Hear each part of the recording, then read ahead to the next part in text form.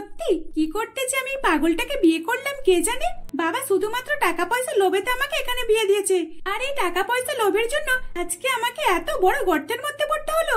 যদি আমি গরিব পরিবারে বিয়ে করতাম তাহলে আমি আমার বরের সঙ্গে অনেক খুশিতে থাকতাম। আজ এই পাগলের সঙ্গে আমি তো একদম খুশিতে নেই। এইভাবেই সেদিন কৃতিকা নিজের মনে মনে অনেক কিছু কথাবার্তা বলছিল আর এইভাবেই কান্নাকাটি করছিল। আসলে সেদিন কৃতিকা নিজের ভুলটা বুঝতে পারছিল যে সে তার বাবার সঙ্গে লোভেতে পড়ে কত বড় ভুল কাজটাই না করেছে। আসলে কৃতিকা যে ছিল ধনী বাবার একমাত্র মেয়ে। দেখ মা কৃতিকা, তোর জন্য একটা খুব ভালো হ্যান্ডসাম পাত্র দেখেছি, আর আমি তো ভেবেই নিয়েছি ওই ছেলেটাকে আমি জামাই করব। কারণ কেন জানিস, ওই ছেলেটা অনেকই ধনী। বাবা তুমি সবকিছু খোঁজ খবর নিয়ে নিয়েছো তো যে সত্যিই ধনী কি? কারণ এখন সব ছেলেরা তো একটু ফ্রড হয়, তাই আর কি। তুই চিন্তা করছিস কেন? ওসব কিছু হবে না, আমি খুব ভালো করে খোঁজ খবর নিয়েছি। তুই ওখানে অনেক খুশিতে থাকবি, বুঝেছিস? সত্যি? যাক বাবা, তাহলে শেষমেশ একটা ধনী পরিবারে আমার বিয়ে হচ্ছে। উফ, কত শান্তিতে রিল্যাক্সে থাকবো আমি। আর তাছাড়া আমার শ্বশুর বাড়িতে তো নিশ্চয়ই অনেক চাকর বাকরও আছে, কারণ যেহেতু বড় লোক তাহলে তো চাকর বাকর থাকবেই, তাই না? যাক বাবা, তুমি একটা এতদিন পর খুব ভালো কাজ করেছো। ওখানে গিয়ে সবসময় আমি শপিং করব আর পায়ের উপরে পা তুলে এসিতে বসে থাকবো। হ্যাঁ, যাতে তোর কোনো অসুবিধা না হয় ওই কারণে তো এরকম ধনী পাত্র দেখেছি, আর আমি জানি তুই খুব ভালো থাকবি। এইভাবেই কৃতিকার বাবা আর কৃতিকা দুইজন মিলে কথাবার্তা বলে। তারা লোভী প্রকৃতির মানুষ হওয়ার কারণে ধনী পরিবারের এক ছেলে যার নাম ছিল ঋত্বিক, ঋত্বিকের সঙ্গে কৃতিকার বাবা কৃতিকার বিয়ে ঠিক করে ফেলে। ঋত্বিক যখন বিয়ের মণ্ডপে আসে তখন তার মাতাকে সবকিছু বলে বলে দিচ্ছিল। ঋত্বিক, এখানে বস, এখানে। আরে বাবা, ওদিকে কোথায় যাচ্ছিস? এখানে বস। এই তো সুন্দরী মেয়েটা তোর বউ, তোর পছন্দ হয়েছে তো? ঋত্বিক তার মায়ের কথা শুনে কৃতিকার দিকে তাকায়। তখন ঋত্বিক কৃতিকার মুখে দেখে অনেক জোরে জোরে হা করে হাসতে থাকে। তখন সকলেই তাদেরকে অবাক দৃষ্টিতে তাকিয়ে থাকে। তখন কৃতিকাও অবাক হয়ে যায়। সে বুঝতেই পারছিল না যে ঋত্বিক এইরকম আচরণ কেন করছে, কিন্তু তখন সে কোনো কিছুই না বলে চুপচাপ বসে থাকে। ঋত্বিকের মা ঋত্বিকের আসলে সত্যটা কাউকে জানায়নি, আর বিয়ের সময়তেও সে কাউকে কোনো কথা বলতে দিতে চাইছিল না। কি ব্যাপার, আপনার ছেলেটা এরকম কেন করছে? আর তাছাড়া আজকে তোর বিয়ে, আজকে নিজের বিয়ের দিনে এরকম কেন করছে? আসলে দাদা কি বলুন তো, এত সুন্দরী মেয়ের সঙ্গে বিয়ে হচ্ছে তো, আর তাও আবার আপনার মেয়ে কত ধনী, এত ধনী পরিবারে বিয়ে হচ্ছে, মানে এত ধনী পরিবারের জামাই হচ্ছে তো, তাই আমার ছেলেটা খুশিতে এত নাচানাচি করছে। ওসব কিছু চিন্তা করবেন না। ঋত্বিকের মায়ের মুখে এই কথা শুনে সকলেই অনেকটা স্বাভাবিক হয়ে যায়। এইভাবেই দেখতে দেখতে বিয়ে সম্পূর্ণ হয়ে যায়। তখন ঋত্বিকের সঙ্গে কৃতিকা গাড়িতে বসে শ্বশুর বাড়িতে এসে পৌঁছায়। তার আগে ঋত্বিকের মা মানে রচনা দেবী বাড়িতে পৌঁছে গিয়েছিল বৌমাকে বরণ করার জন্য। ঋত্বিক যখন গাড়ি করে আসছিল তখন কৃতিকা তার সঙ্গে অনেকবার কথা বলার চেষ্টা করেছিল, কিন্তু ঋত্বিক কৃতিকার কোনো কথা শুনতে পেয়েও যেন শুনতে পাচ্ছিল না। তাই কৃতিকা কোনো কিছু না বলে চুপচাপ হয়ে যায়। এইভাবে কিছুক্ষণ পর ঋত্বিক আর কৃতিকা বাড়িতে এসে পৌঁছায়। তারপর কৃতিকার শাশুড়ি মা রচনা দেবী কৃতিকাকে বরণ করে বাড়ির ভিতরে তোলে। এসো বৌমা, ভিতরে এসো। ঋত্বিক, খোকা তুই আমার কাছে আয়, আমার পাশে এসে দাঁড়া, তোকেও বরণ করবো, ঠিক আছে? তুই যেন আবার এদিক সেদিক কোথাও চলে যাস না। রচনা দেবীর এই কথা শুনে ঋত্বিক তার মায়ের পিছনে গিয়ে লুকিয়ে পড়ে, আর এটা দেখে কৃতিকা অনেক অবাক হয়, কিন্তু কৃতিকা তখন কোনো কিছুই বলে না। তোমার জন্য উপরে সব রুম সাজানো গোছানো আছে, যাও তুমি উপরে চলে যাও। এইভাবেই রচনা দেবী তার বৌমাকে উপরে রুমেতে পাঠিয়ে দেয়। তখন তার ছেলেকেও যেতে বলে, কিন্তু ঋত্বিক উপরে যেতে চায় না। না না মা, আমি তোমার কাছেই থাকবো, আমি তোমার কাছে শোবো, আমি ওপরে যাব না। আরে খোকা, তুই আজকেও এইসব কথা বলবি? দেখ, আজকে তোর ফুল সজ্জা, তোর নতুন বউ এসেছে, এইসব দেখলে সবকিছু বুঝতে পেরে যাবে। তাই তোকে আমি যেমনটা বলবো তুই তেমনটা করবি, ঠিক আছে? ঠিক আছে মা, তুমি যা বলবে আমি সেটাই শুনবো। আচ্ছা, আমি তাহলে ওপরে যাচ্ছি ওই নতুন বউয়ের কাছে। এই বলে ঋত্বিক হাহা করে হাসতে হাসতে উপরে উঠে যায়। সুন্দরী বউকে দেখে ঋত্বিক বলে, তোমাকে কত সুন্দর দেখতে, আজ থেকে তুমি তাহলে আমাদের বাড়িতেই থাকবে তো? কিন্তু হ্যাঁ, আমি তোমার কাছে শোবো না, আমি এখানে মেঝেতে শোবো। আর তুমি আমার সঙ্গে বেশি কথাও বলবে না, আমি শুধুমাত্র আমার এই পুতুলের সঙ্গেই বেশি কথা বলি, কারণ এই পুতুলটা আমার মা আমাকে কিনে দিয়েছে। ঋত্বিকের এইরকম কথাবার্তা শুনে কৃতিকা প্রচন্ড পরিমাণে অবাক হয়। তখন কৃতিকা ঋত্বিককে বলে, একে ঋত্বিক, তুমি এইরকম ব্যবহার কেন করছো?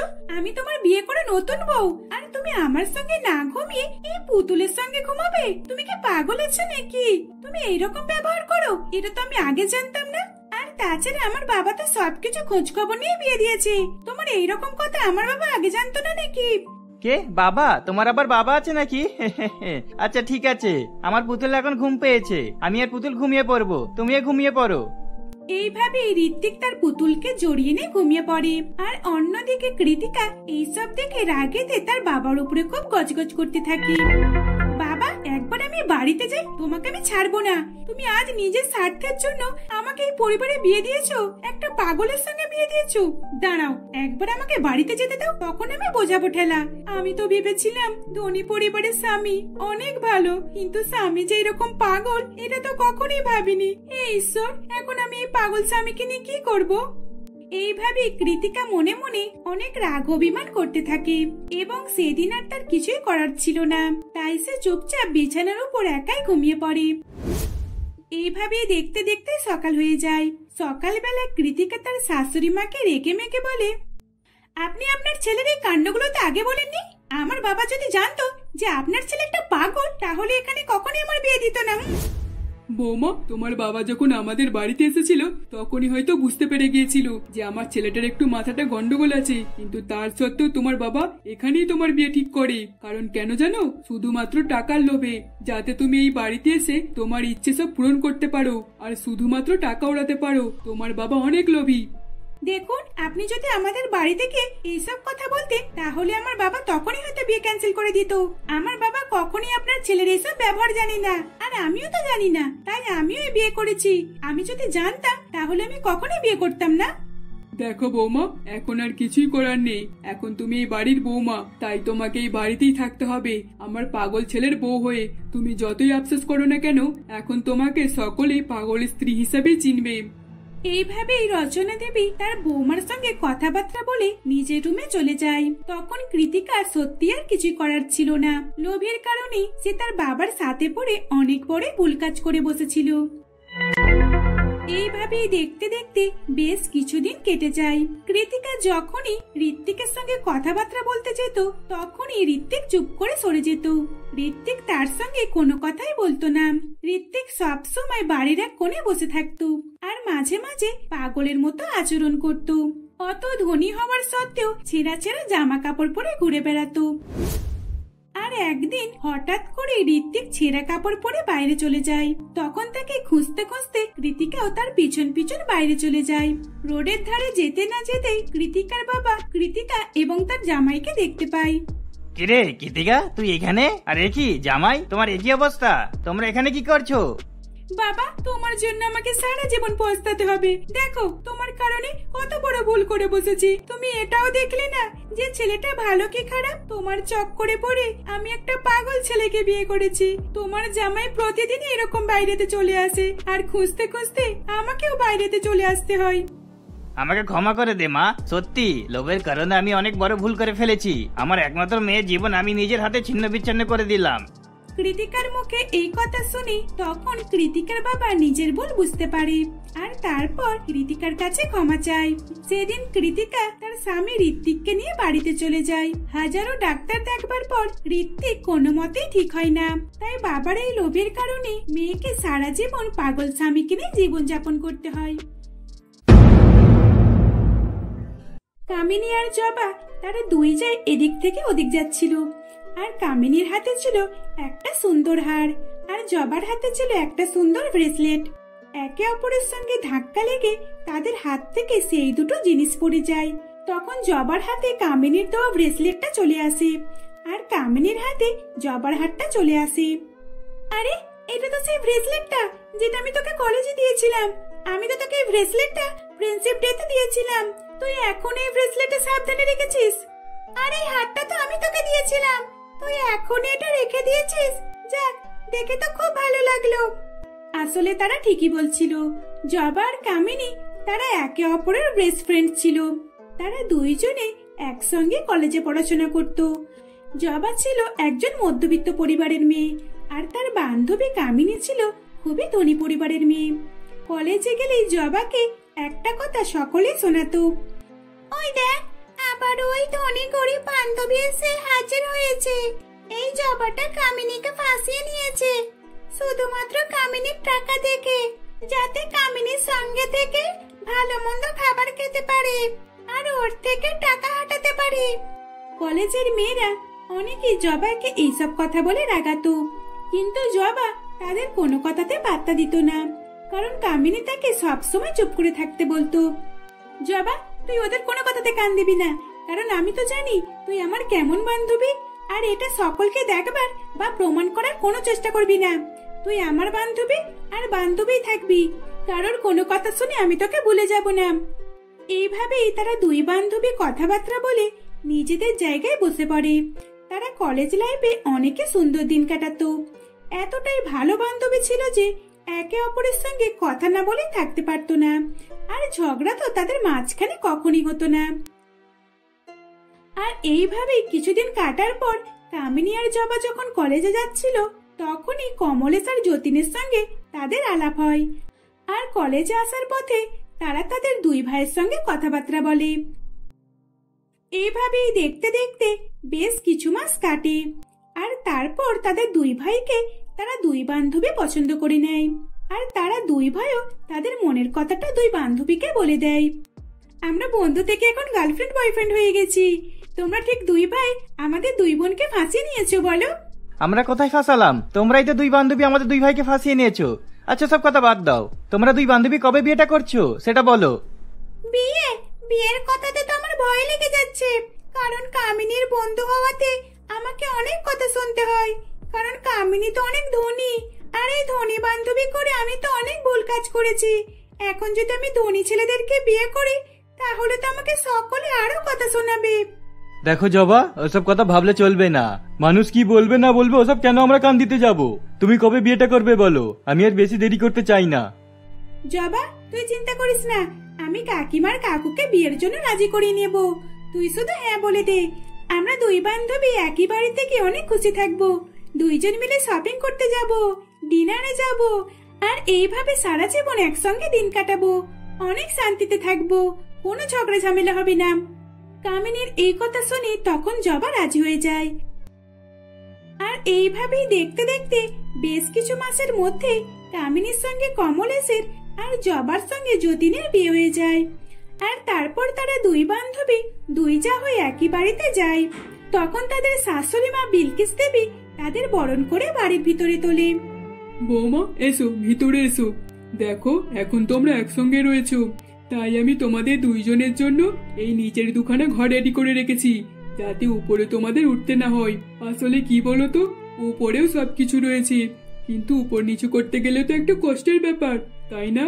তাই আমি তোমাদের দুই বৌমার জন্য এই দুটো রুম রেডি করে রেখেছি। যাও, তোমরা রেস্ট নিয়ে নাও। এইভাবেই বিলকিস দেবী তার দুই বৌমাকে বরণ করে নিচের দুখানা রুমেতে পাঠিয়ে দেয়। আসলে বিলকিস দেবীর বড়ই বাড়ি ছিল, ওপর নিচের সব জায়গাতে সুন্দরভাবে সাজানো গোছানো ছিল। বিয়ের পর থেকে তারা দুই বান্ধবী খুবই মিলেমিশে থাকতো।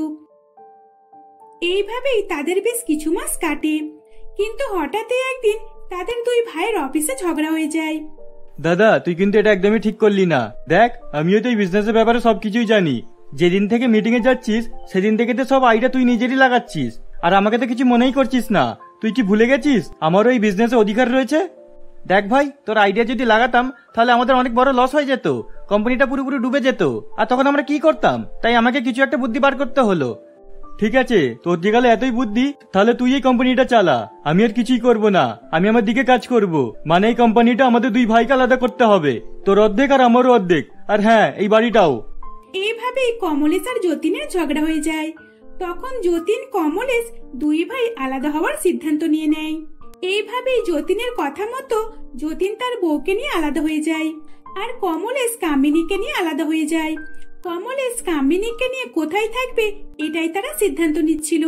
তখন বিলকিস দেবী বলে, বড় বৌমা, তুমি বরং উপরের রুমে চলে যাও, কারণ ওখানে তো সবই রয়েছে, রান্নাঘর, বাথরুম, তোমার কোনো কিছুর অসুবিধা হবে না, আর নিচেতেও নামতে হবে না। আমি ছোট বৌমাকে নিয়ে এখানেই থাকি, কারণ নিচেতেও তো দুটো রুম রয়েছে। আমি নিচেতে থাকবো, তোমাকেও দেখাশোনা করব, আর ছোট বৌমাকেও দেখাশোনা করব। আমাকে তো দুজনকেই দেখতে হবে, তাই না? এইভাবেই বিলকিস দেবীর কথা মতো বড় বৌমা কামিনী এবং কমলেশ তারা উপরের তলাতেই থাকতে শুরু করে, আর এদিকে নিচেতে জবা আর যতীন থাকতে শুরু করে। এইভাবেই তারা আলাদা হয়ে যায়। আর এই আলাদা হয়ে প্রায় একটা বছর হয়ে যায়। এখন তারা দুই যায়, মানে তারা দুই বান্ধবী একে অপরের সাথে আর কোনো কথাবার্তা বলে না। আর এইভাবেই দেখতে দেখতে চলে আসে তাদের দুইজনের বিবাহ বার্ষিক। সেদিন যতীন আর জবা নিজের তলাতে অনেক কিছু খাবার দাবার এবং কেক, নানান রকমের সুস্বাদু মডার্ন খাবারের আয়োজন করে। রাত্রেবেলা বিলকিস দেবী তাদের কাছে খাচ্ছিল। মা, এই নিন, আপনার জন্য এই সুস্বাদু পায়েস বানিয়েছি। এতে অনেক কিছু দেয়া আছে, আপনি খেয়ে দেখুন কেমন হয়েছে। হ্যাঁ বৌমা, সত্যি খুব সুস্বাদু হয়েছে। আর তুমি এত কিছু বানিয়েছো, দেখেই তোমার পেট ভরে গেল। বিলকিস দেবী যখন এইসব কথা বলে, তখনই সেখানে তার বড় ছেলে কমলেশ এসে বলে, মা, তুমি কি এখানে পেট ভর্তি করে নেবে নাকি? তুমি কি জানো না আজকে তোমার বড় ছেলে আর বড় বৌমা বিবাহ বার্ষিকী? ওপরে তো তোমার বড় বৌমা সবকিছু আয়োজন করেছে। চলো উপরে চলো, আমাদের সঙ্গে তো থাকতে হবে। এইভাবেই কমলেশ এসে তার মাকে উপরে ডেকে নিয়ে চলে যায়। তখন বিলকিস দেবী তার বড় বৌমা এবং বড় ছেলের সঙ্গে তাদের বিবাহ বার্ষিক অনুষ্ঠান পালন করে এবং খাবার দাবারও খায়। আর অনেক সুস্বাদু বড় একটা কেকও করেছিল, সেটাও বিলকিস দেবীর অনেক পছন্দ হয়। এইভাবেই তাদের সঙ্গে অনুষ্ঠান শেষ করে বিলকিস দেবী তার ছোট বৌমা জবার কাছে থাকে। রাত্রেবেলায় কেশর দোয়া দুধ খাবার জন্য আসে, আর তার আবারও বিলকিস দেবী তার বড় বৌমার কাছে যায়। এইভাবে অর্ধেক রাত পর্যন্ত বিলকিস দেবী ওপর নিচু করতে থাকে এবং তার হাঁটুর ব্যথা আরো বেড়ে যায়। এইভাবে দেখতে দেখতে সেদিনটা কাটে। পরের দিন সকাল থেকে আবারও বিলকিস দেবী ওপর নিচু করতে থাকে। হঠাৎ করে তার পা স্লিপ করে, আর তখনই সে সিঁড়ি থেকে গড়িয়ে পড়ে যায়। মা, মা, আপনার কি হলো? কামিনী, কমলেশ, যতীন, তাড়াতাড়ি এসো, তাড়াতাড়ি এদিকে এসো, মায়ের কি হয়েছে? এই বলে জবা বাকি সকলকে ডেকে নিয়ে শাশুড়ি মাকে তুলে হসপিটালে নিয়ে যায়।